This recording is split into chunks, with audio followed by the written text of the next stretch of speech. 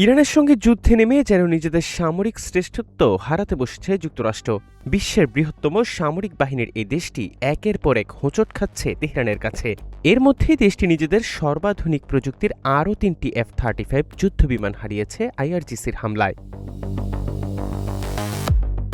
বার্তা সংস্থা আনাদুলু এজেন্সির এক প্রতিবেদনে বলা হয়, ইরানের গণমাধ্যমের বরাত দিয়ে দেশটির ইসলামী রেভলিউশনারি গার্ড কর্পস তথা আইআরজিসি বৃহস্পতিবার দাবি করেছে তারা জর্ডানের পূর্ব মরুভূমিতে অবস্থিত আল আজরাক বিমান ঘাঁটিকে লক্ষ্য করে ব্যালিস্টিক ক্ষেপণাস্ত্র হামলা চালিয়েছে।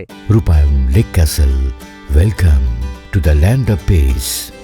এতে যুক্তরাষ্ট্রের ৩টি F-35 যুদ্ধবিমান সম্পূর্ণ ধ্বংস এবং আরও ৩টি মারাত্মকভাবে ক্ষতিগ্রস্ত হয়েছে।